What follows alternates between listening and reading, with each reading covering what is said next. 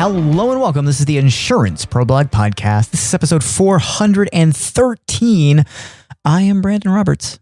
And I am Brantley Whitley. And you are listening to the internet's favorite podcast about life insurance. That's right. We're still the favorite. We are. We are the favorite. We will always be the favorite. That is our thing. We're coming up on 13 years. I just thought about that this morning. 13 years. Most people didn't even know that podcasts existed 13 years ago. They did not. Now everybody knows they exist. Well, our statistics look like people didn't know 13 years ago. And, and they still don't know today. They still look like it. We had a good bump in the middle. Yeah. Yeah. We won't stop talking about it. Good for us. That's right. Good for if you us. care to leave us a positive rating on you could do that on on Apple. Yeah, Apple's probably the one that matters the most. Yeah, that'd be great. Yeah, because for some reason people can't seem to find our podcast anymore, and as also evidenced by our statistics. Anyway, so we're going to talk about index universal life insurance. There's that, or complaining about the world of podcasting. You choose. Nah, let's not do that. Yeah, I don't think people care. They came here for the good stuff. I don't know. It's a run for the money. Do people care less about IUL or podcast statistics? I don't know. Because it seems when we talk about index universal life insurance, we don't get as many people to listen. But welcome to the podcast where we talk about things no one else cares about. That's right. When we talk about whole life insurance, everyone's interested. But hang in there, because I think we got some numbers to share today, like statistical data. We do. That may change your mind. If it doesn't, then it doesn't. There. How's that for? Yeah. Well, thanks. I set it up and you just pooped on it. That was great. Appreciate it. Well, 13 years, but as you can tell, it's like day one each time. So we went into our database of index universal life insurance policyholders. Yep. And calculated what the average index credit earned is across all policies. Oh boy. Mm-hmm. So this is like real information, not hypotheticals, not speculation. This is real. And as you can tell, we live very exciting Friday nights. Spreadsheet Fridays. TGIF has a whole new meaning at 40, huh? Yes, it does. So the number is 7.93%. Wow. That's the average index credit across all of them. It's higher than I would have expected. Mm-hmm. And they have very, very different cap rates.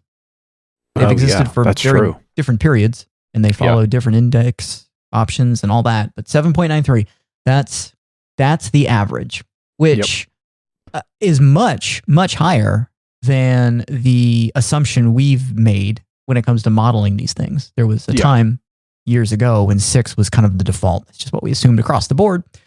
In more recent years, we've fallen a little bit in that assumption for weird reasons, which we're going to revisit and discuss that maybe we didn't need to do that. But 5.25 to 5 3/4 is kind of where we've been averaging lately on most products. There's one in particular that we still use 6 for, but that 5 range is where we tend to hang out when it comes to modeling the assumed static index credit. For those who are wondering what all that means, because you're fairly new to index universal life insurance, when it comes to modeling values for index universal life insurance, unlike whole life insurance where we're just given a static dividend interest rate and that doesn't change, we have to choose some sort of interest assumption about what is going to be earned on the cash value year over year. So we're making an assumption about what the average index credit's going to be, and we get to choose that within a certain range as agents who put the numbers together. And so we, for most products, have chosen something in the 5.5 on average range to say, okay, this is going to be the interest rate earned on cash value to build numbers moving forward. Well, will you talk briefly about why we do that? Specifically probabilities and how that factors into it. Yeah, because like in some cases we can assume something much, much higher than that. So but I mean, we used to use 6 under a set of assumptions, and we lowered it because of cap rates, obviously. But why is it that we do? Because I know from years past, even when we were using 6%, there were many people in the insurance world who said we were dumb. Yep. They didn't say it like that, but they sort of pat you on the head like, "Oh, you guys are using 6. We're using 7.5 or 8 or whatever the maximum allowable was back in those days, depending on the product."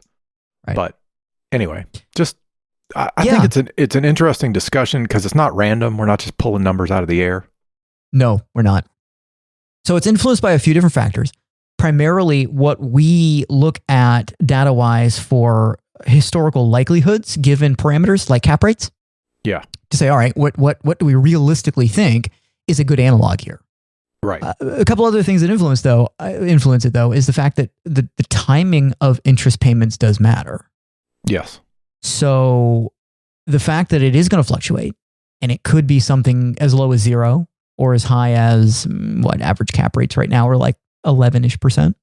So somewhere in that range is where they're going to fall. But the actual timing of it does matter, and that's going to influence the not average rate of, or excuse me, average interest rate, but it's going to influence the real rate of return. And right. So years and years and years ago, we did a podcast, and we also did there's a blog post on this. It has a very snazzy title. It's something like "Proper Assumptions for Indexed Universal Life Insurance Rates of Return," or some ridiculous Brandon title like that. And what we showed in that example was if you take the default interest rate assumption, which is taken from back testing, it's using annualized market data to say, okay, this is the average achieved interest payment based on the cap rate and the floor. And you compare that to what actually happens if the market had made those moves in a real product.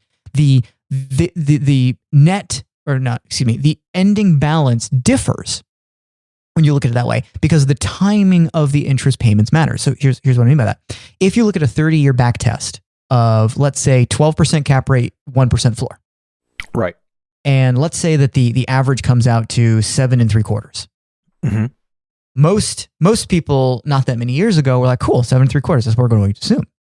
What we showed way back then was, but hold on, wait. If you've got 1% floor, 12% cap, and you actually go back those 30 years and you actually have a policy where you're putting whatever the amount of money is, let's say it's $20,000 a year, into an indexed universal life insurance policy, what you might discover is the effective rate of return, while the average could be 7 3/4, it won't come out to a cash balance that is the same. It'll actually be less than if you just assume 7 3/4 every single year.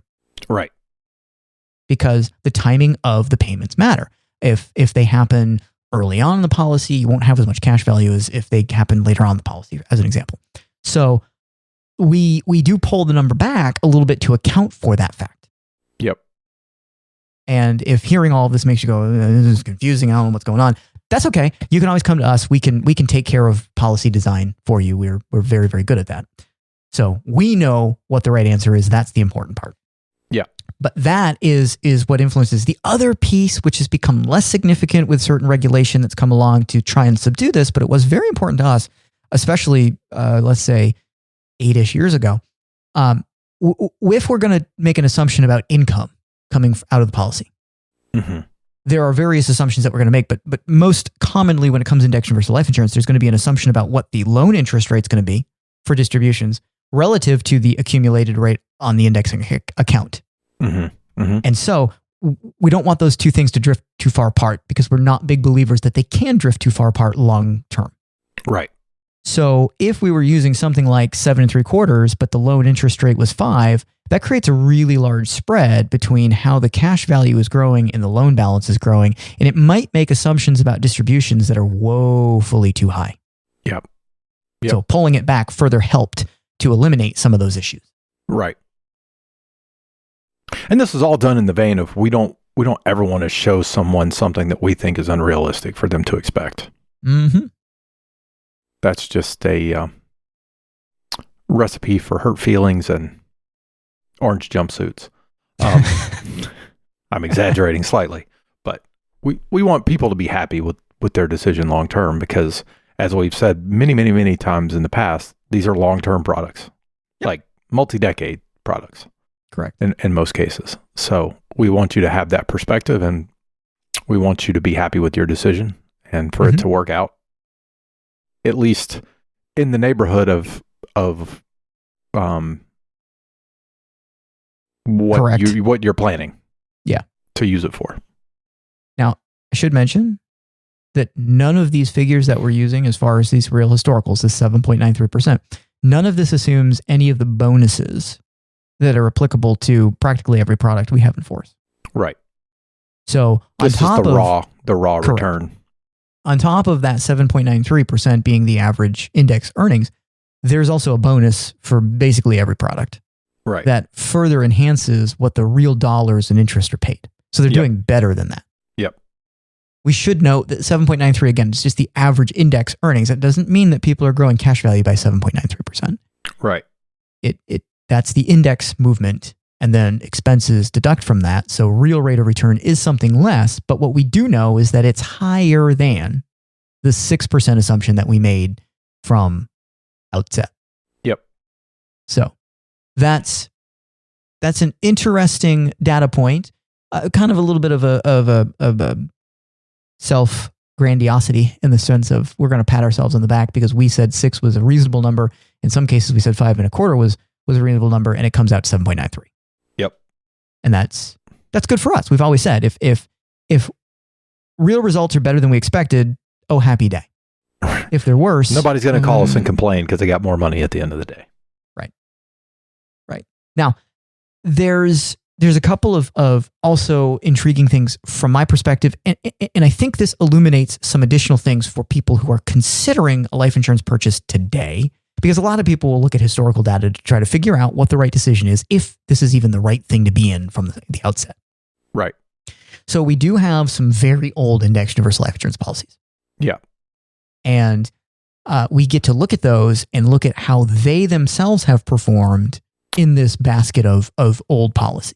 Mm-hmm. There's one in particular. This one came from Penn Mutual. It had a 2% floor, which is unheard of these days, pretty much. Yep. And it had a 12% cap when we sold it. Right. Those products have averaged... It's going back more than 10 years, right? Yeah. Yep. Yeah. Those products have averaged a little above 7.25%. Right.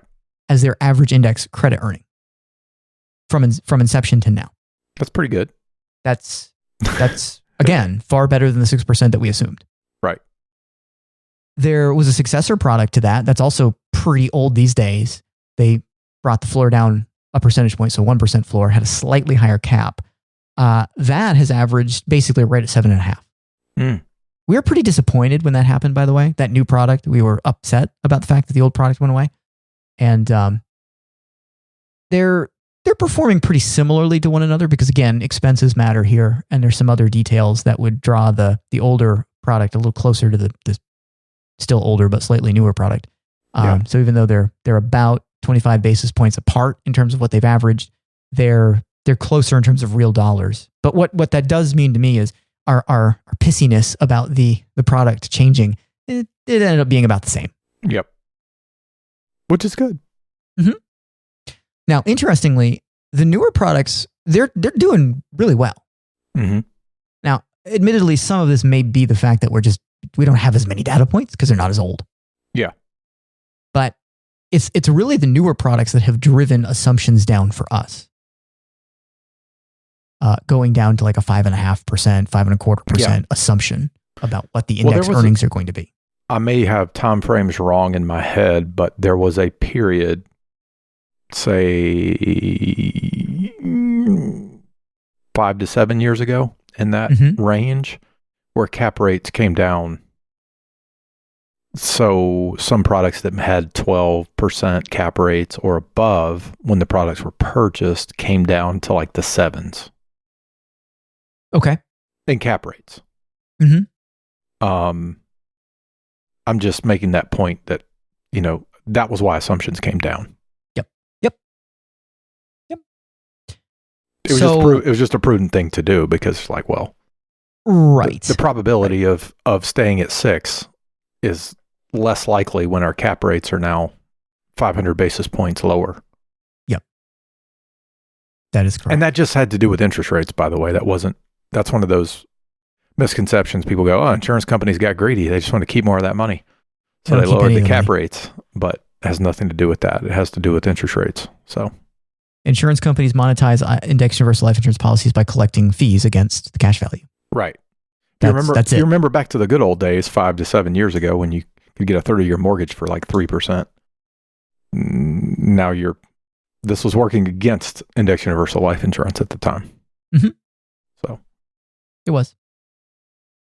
So the newer products, they're doing really well.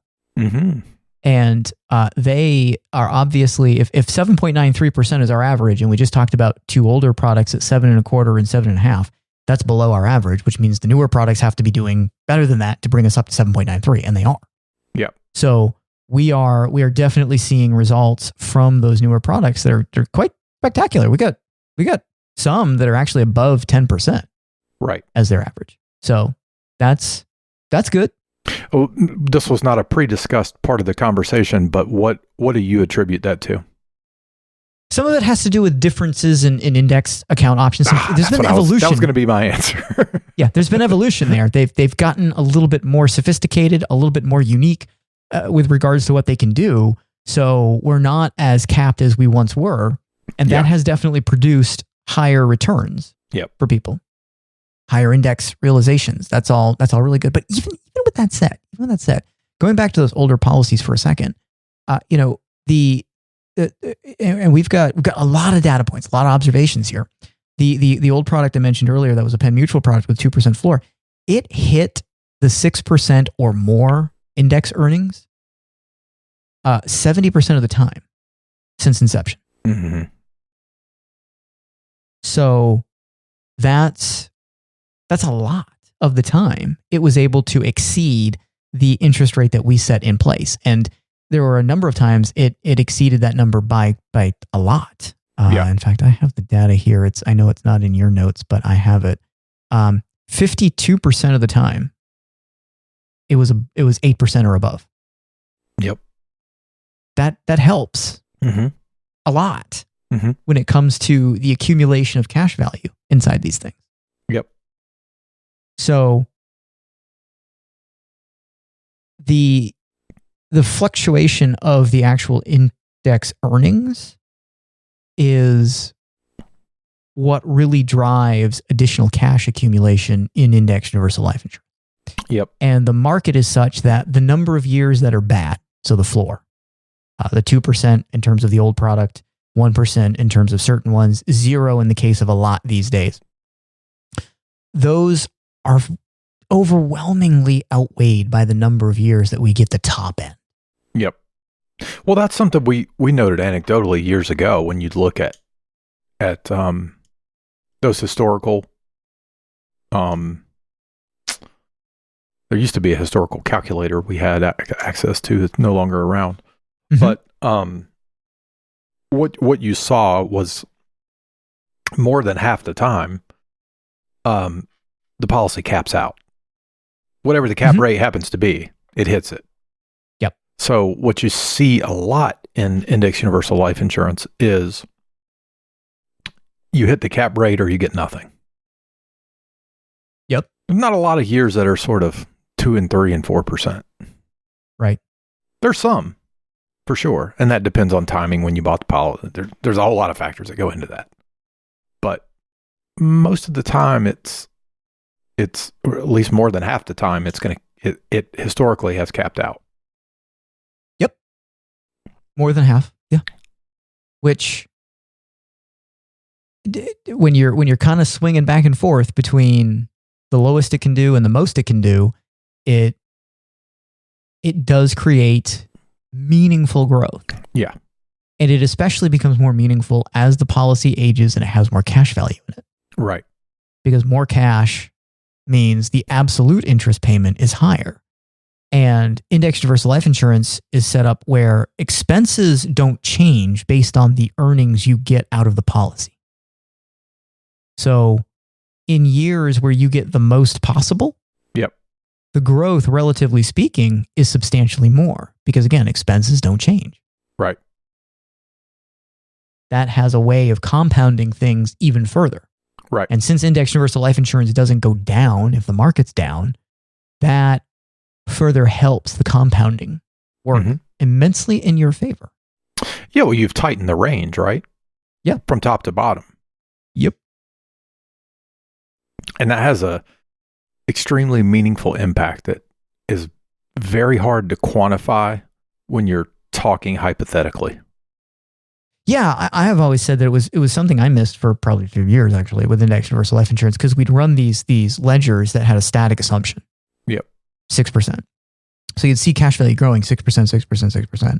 Then we actually put these policies in force, and they do something like 12%, 12%, 2%, 12%. And you'd look at it and go, there's a lot more money in there than it was supposed to by now. Right. That's because the 12% matters. Yep. And at that point, they always will. That's the part that it's hard, especially because the opposite is also true, right? There are times we've put policies in force and they get a 0 or 1%. Yep. The floor, the first year. Yep. And, that causes some anxiety because people are like, well, now I'm behind.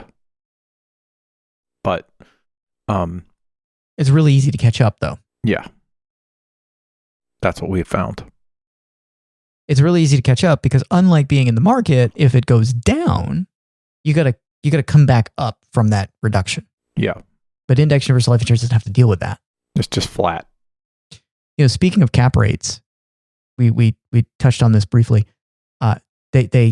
They've changed, gone down because interest rates pushed them down, but interest rates are on the rise, which has pushed them back up. Yeah.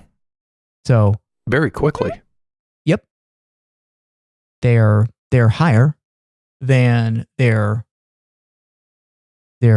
lowest dip. Yeah. And they continue to rise. Mm-hmm.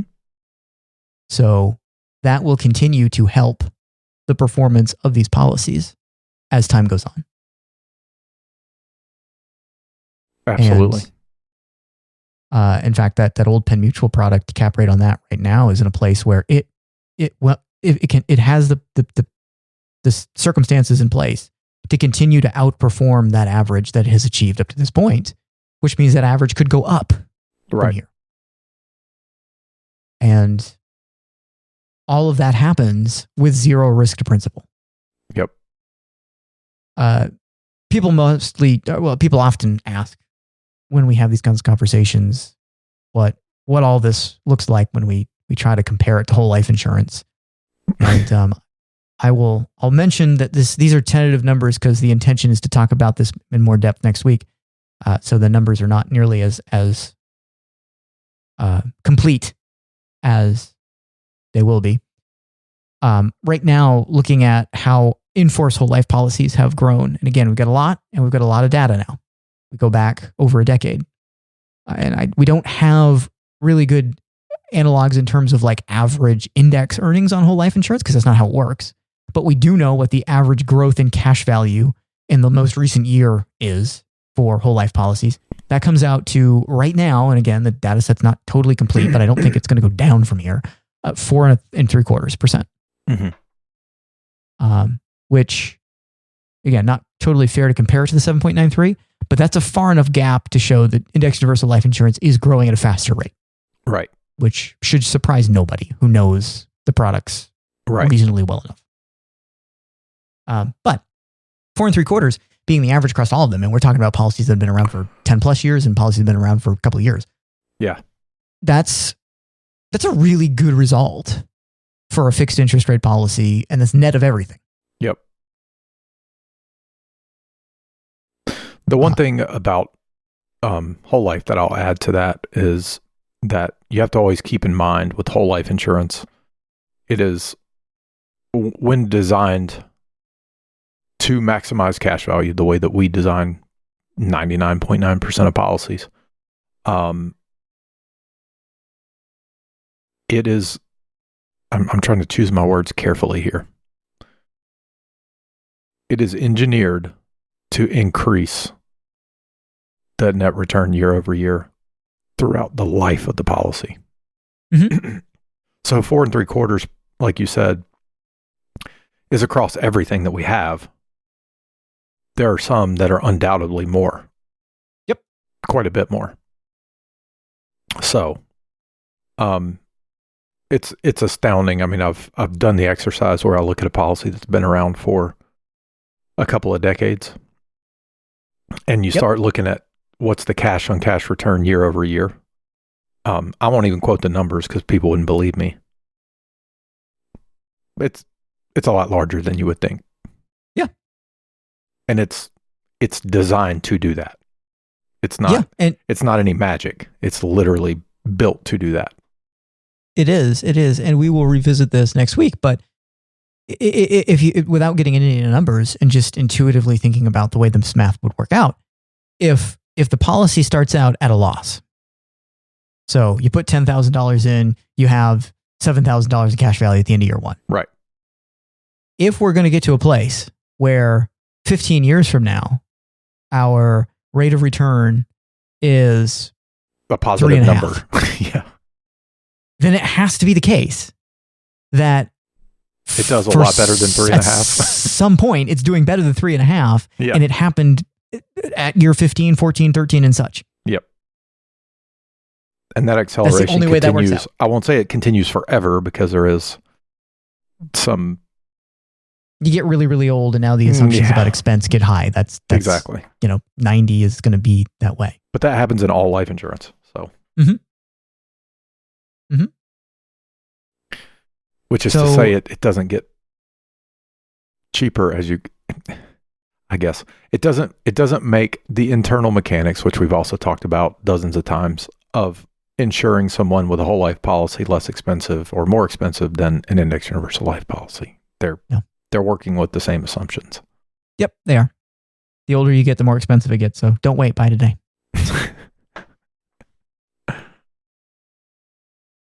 Because that's a big thing. People look at index universal life insurance because they show you the expenses, and it gets a lot more expensive as you get older. Like, same assumptions are happening with whole life insurance. They just don't show them to you. So. Yep, it's true.